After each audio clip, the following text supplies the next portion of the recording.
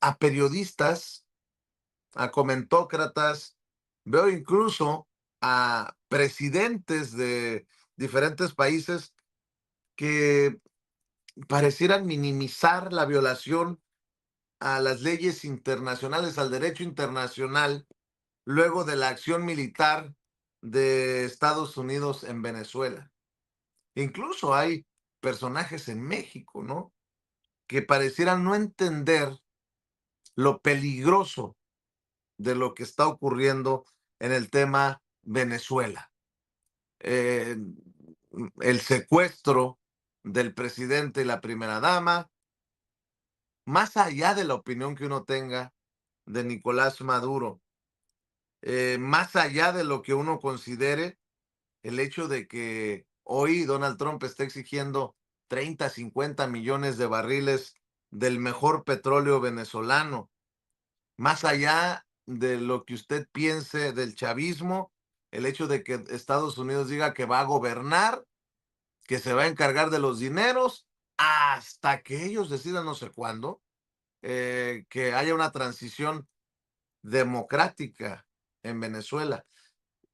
Le voy a preguntar su opinión y su análisis al maestro Ricardo Peralta, a quien respetamos y admiramos, y porque él sabe de todas estas cosas, y estoy seguro que ha estado siguiendo la situación eh, con detalle. Querido Ricardo, pues vaya momentos que nos están tocando analizar, ver, ser testigos en este mundo tan convulsionado, mi querido Ricardo Peralta, ¿cómo estás? Mi querido Vicente, contento como siempre de estar aquí en Sin Censura. Y pues sí, evidentemente estamos conmocionados, no solamente en México, el mundo entero, las opiniones de académicos, de políticos responsables, de algunos medios de comunicación y por supuesto de la gente que amamos Latinoamérica y lo que nos hermana Latinoamérica primordialmente con la historia, pues nos mantiene conmocionados. Y precisamente sobre ese tema, yo quiero comentar, en principio, algo de reflexionarse. Seguramente muchos deben de coincidir conmigo que nadie quiere una guerra, mucho menos un conflicto mundial como ya lo vivimos en dos ocasiones. Y yo diría, para empezar, que hoy el territorio mundial ya no necesita guerras mundiales para repartirse los territorios como sucedió en la Primera y Segunda Guerra Mundial, que cambiaron la geografía política del planeta, sino simplemente con una invasión. Estamos regresando prácticamente 200 años, cuando todavía incluso el término del derecho internacional público ni siquiera estaba concebido. Solamente se requiere un gobierno autoritario, un gobierno que no respeta el marco jurídico internacional, ganado con guerras, las guerras mundiales. Ese es el nacimiento, incluso mediante el propio acuerdo de Westfalia, que le da ese reconocimiento a los distintos estados, y eventualmente la creación de la ONU para tener un marco jurídico que a través de él se empiecen a suscribir acuerdos y tratados internacionales en diversas materias: medioambiental, en seguridad, lucha contra el terrorismo, lucha contra el narcotráfico, contra la corrupción, etcétera. Y esto nos lleva a otro convenio internacional, que es el Convenio de Viena de 1969, que se refiere a su vez de un principio jurídico romano, que es el ius cogens. Ese ius cogens obliga, como término, obliga precisamente a que las normas internacionales son imperativas. ¿Por qué? Porque son reconocidas precisamente por esa comunidad internacional. Forma parte del derecho internacional. Al estar sujeto a ello, son inviolables. ¿Y en qué materia son inviolables? Todo lo que tiene que ver con los delitos de lesa humanidad. Ojo, aquí hay un tema muy importante. Todos los bloqueos económicos que han ocurrido, Rusia está bloqueada, tiene más de 19,000 artículos comerciales bloqueados, es decir, con una inhibición hacia los países aliados a los Estados Unidos para que no comercien con Rusia. Podrá tener gas para echar para arriba. Con eso se alimenta Europa precisamente ahora en estas épocas de invierno y durante todo el año a la Comunidad Europea. Otro país que lleva varias décadas bloqueado económicamente, aislado de la comunidad internacional, es Cuba, evidentemente. Podrán tener materias primas, pero si sigue ese bloqueo, bueno, no tienen la posibilidad de utilizar, por ejemplo, papel, tienen que importarlo. Hay una serie de intercambios comerciales, el comercio internacional, el comercio exterior, está sujeto a los tratados internacionales. Otro país evidentemente bloqueado desde que existe el chavismo y con una avidez desde que se descubrió la gran capacidad petrolera como el país que más petróleo crudo tiene del mundo, pues es evidentemente Venezuela. Al entrar el chavismo, se bloquea comercialmente en un paralelismo de Rusia, Cuba y otros países más, precisamente para que no tengan relación comercial con ellos. Pero lo que faltaba era esto. Lo que faltaba era, pues, la entrega negociada, violenta a través de una intervención, violenta a través de una intervención y un secuestro precisamente de el territorio de Venezuela. Y hoy, con el cinismo gigantesco, no solamente dicen, por un lado se contradice el secretario de Estado y dice, no nos importa, no necesitamos el petróleo de Venezuela, lo tenemos de más. Y hoy el presidente Trump abiertamente señala lo que le van a pedir al gobierno de Venezuela. Díganme ustedes, los que son estudiosos del derecho y los que no, si esto no les suena a una extorsión internacional, a un secuestro y, por supuesto, a la toma. Tanto critican aquí a los vecinos del sur, a nosotros, en relación a las actividades ilícitas del crimen organizado, que sin duda se está enfrentando en nuestro país con toda firmeza por la presidenta Claudia Sheinbaum y Omar García Harfuch, pero en una condición de extorsión, que es entregar los bienes ajenos a estos delincuentes que son el crimen organizado en nuestro país. Bueno, pues parece esto un paralelismo internacional.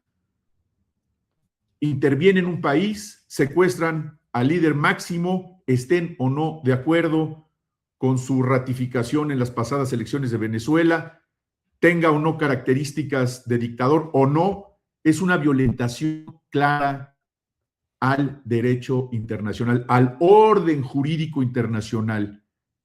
Una y otra vez, no solamente la convención que acabo de referir para el cumplimiento de los tratados de Viena de 1969, sino por supuesto a la Carta de las Naciones Unidas en el artículo 2, que refiere precisamente la inhibición para invadir un país y menos secuestrar a su presidente y menos despojarlo de sus bienes naturales.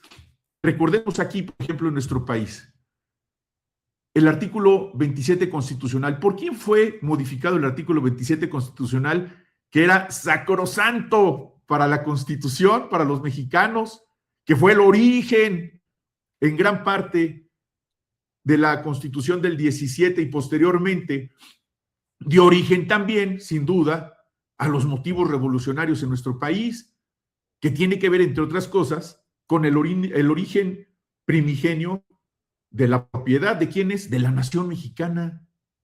Es decir, todo lo que se encuentre debajo del subsuelo, incluso la propia propiedad privada, de manera primigenia, es de la nación mexicana. Que se le da reconocimiento a los particulares para que podamos tener propiedad privada, esa es otra cosa, que también lo refiere el propio artículo 27 constitucional.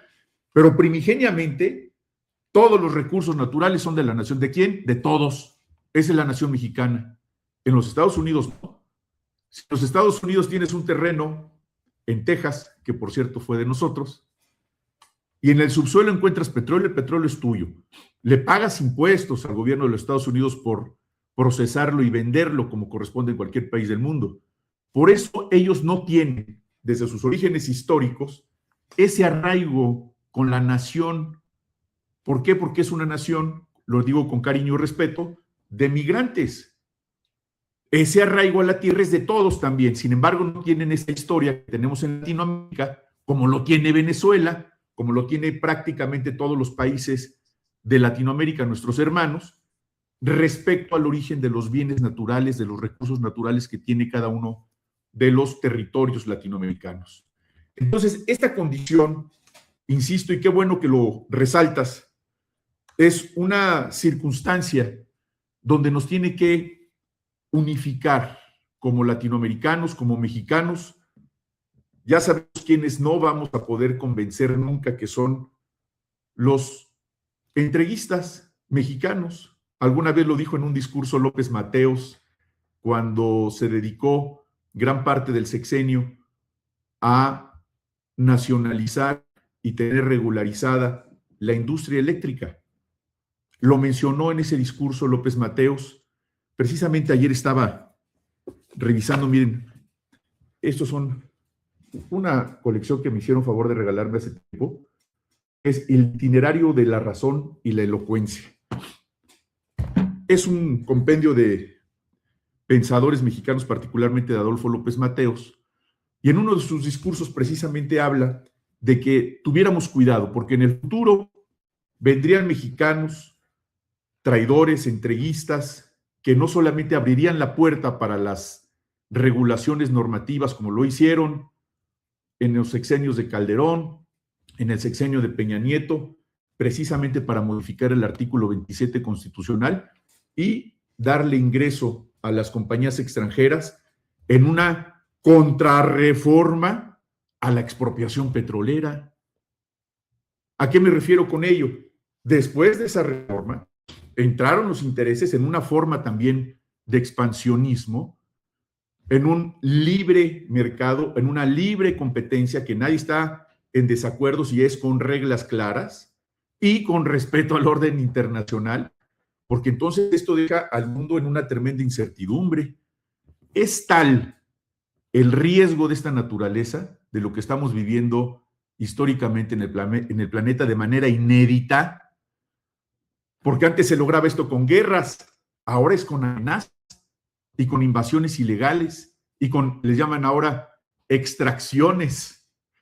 Pues esas extracciones son completamente ilegales, porque lo que vemos y hemos visto en estos últimos días es el comienzo desafortunado de toda una generación de políticos e ideólogos trumpistas que están aprendiendo a que no importa el derecho internacional, lo único que vale es la ley del más fuerte.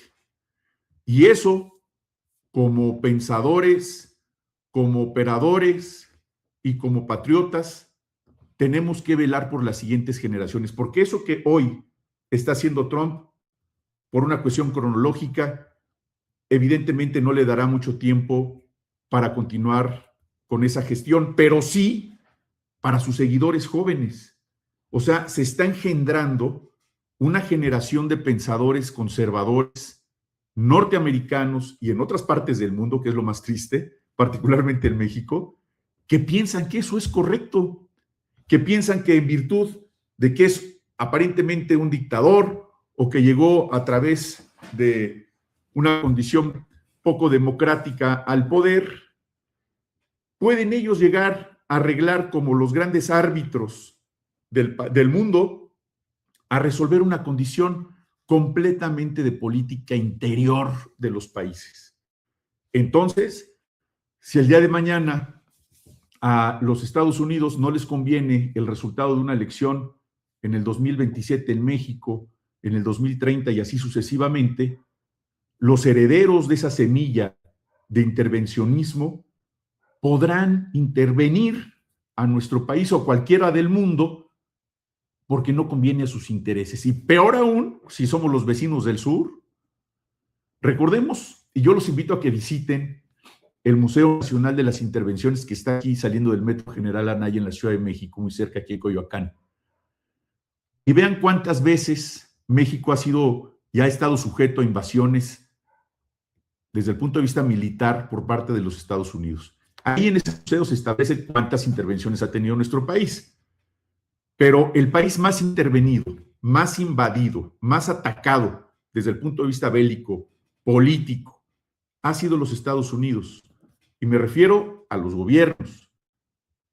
El pueblo de los Estados Unidos, en su gran mayoría, se encuentra verdaderamente avergonzado de lo que está ocurriendo. Y eso véanlo también en las redes, en las noticias.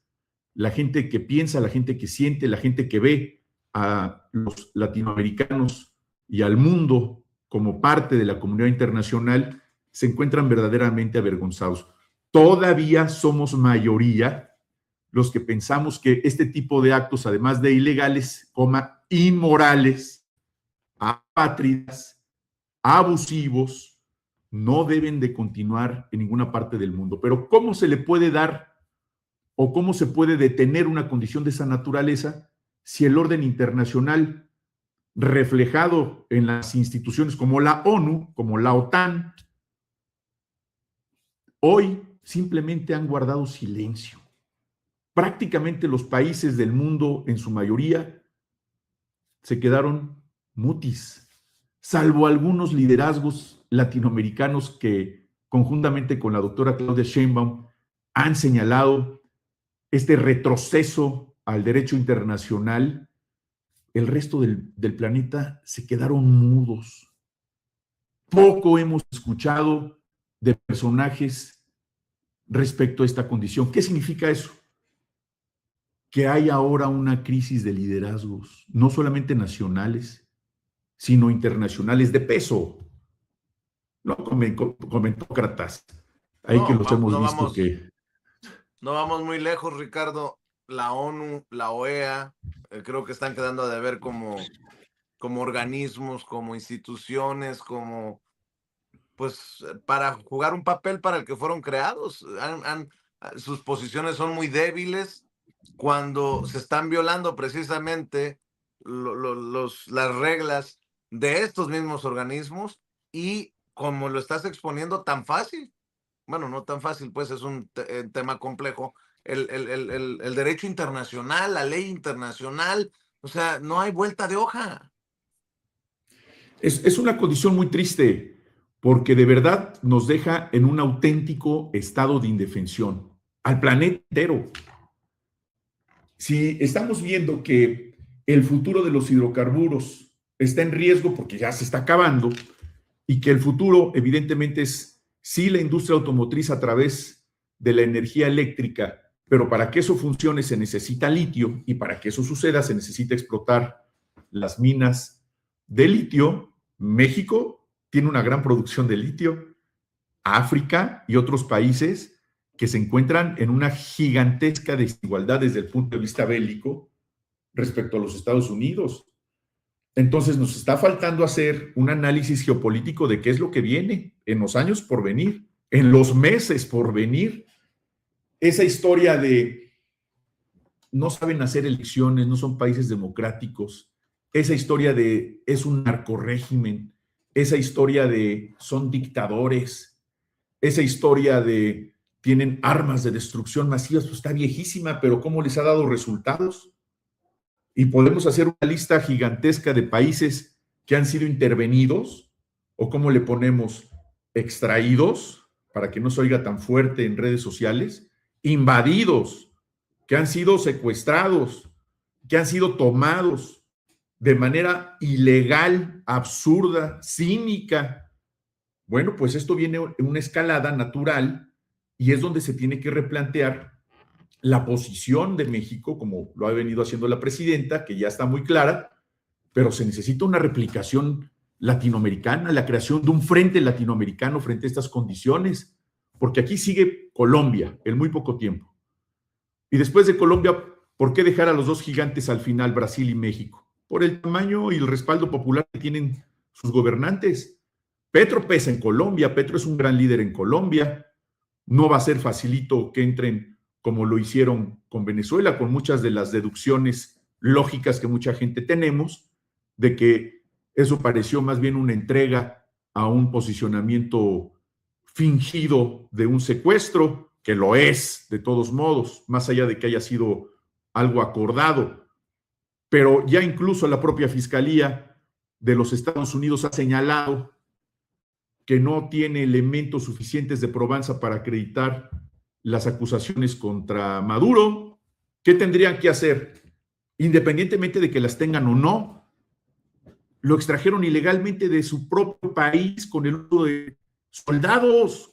¿Cómo va a ser eso?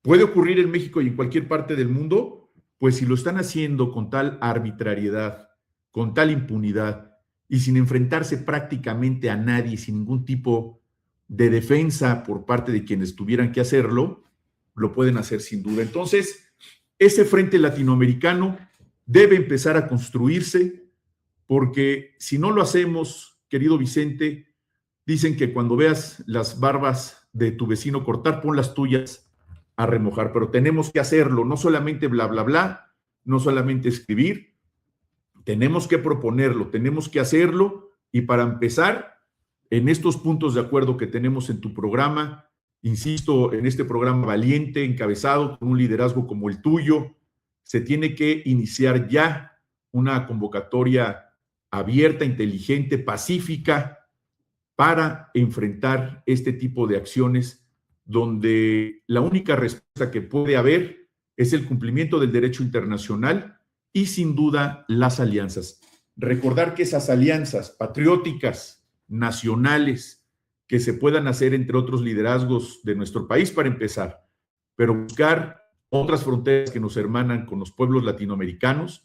Es muy importante hacerlo cuanto antes, más allá de los gobiernos que tienen la representación institucional, las del pueblo, porque el pueblo es el que viene fortaleciendo a los liderazgos. Por eso no nos han invadido todavía, por eso no lo han hecho con Brasil y por eso no lo han hecho con Colombia. ¿En Venezuela no tenía Maduro el respaldo del pueblo? Por supuesto que sí. Sin embargo, hay muchas versiones, muchas condiciones que a nadie le constan. Los columnistas de oposición y los periodistas de oposición escriben lo que les dicen que escriban como parte de la narrativa internacional que se diseña también desde el Pentágono, y esos van a seguir escribiendo en contra de México y en contra del país y en favor de países extranjeros. Pero nosotros sí somos patriotas, nosotros sí amamos esta tierra, vamos a seguir dando la batalla, y estoy seguro que mucha de la gente que nos escucha y nos ve en este programa de Sin Censura, vamos así a seguir ejerciendo precisamente nuestra labor informativa, de comentarios, por supuesto, creando una opinión política de todos los que nos escuchan. Yo estoy seguro que todos los que nos ven en tu programa, querido Vicente, estarán de acuerdo con nosotros de que tenemos que fortalecer nuestro mexicanismo, nuestro patriotismo, y bajo ninguna circunstancia bajar la guardia, querido Vicente. Claro que sí, y estoy seguro que este tema que pone sobre la mesa nos seguirá ocupando, porque viene Groenlandia, porque vienen otros temas ahí que desafortunadamente tendremos, y digo desafortunadamente porque nadie quiere que se llegue el momento de analizarlos. Mi querido Ricardo, ¿por qué no cerramos invitando a la audiencia de Sin Censura a tus redes sociales, maestro? Con todo gusto, mi querido Vicente. En TikTok, maestro Ricardo Peralta. En la red X, Ricard-Peralta. Y en el resto de redes, Ricardo Peralta Saucedo, tanto en Facebook como en Instagram. Les mando un abrazote. Sigamos fuertes, alegres, pero atentos de lo que viene, porque la historia todavía no termina. Te mando un abrazote, mi querido Vicente, y sigan viendo aquí Sin Censura, y denle like, como dice mi buen Vicente, a todo lo que ven aquí en Sin Censura. Muchas gracias, hermano. Gracias, Ricardo Peralta, el maestro Ricardo Peralta, hablando con nosotros Sin Censura, catedrático universitario, analista, en su momento fue subsecretario de Gobernación en tiempos de Andrés Manuel López Obrador como presidente, y le agradezco a Ricardo Peralta que desde su trinchera académica nos analice esto del derecho internacional que ha violado Estados Unidos, y desde el punto de vista político le voy a pedir a la diputada federal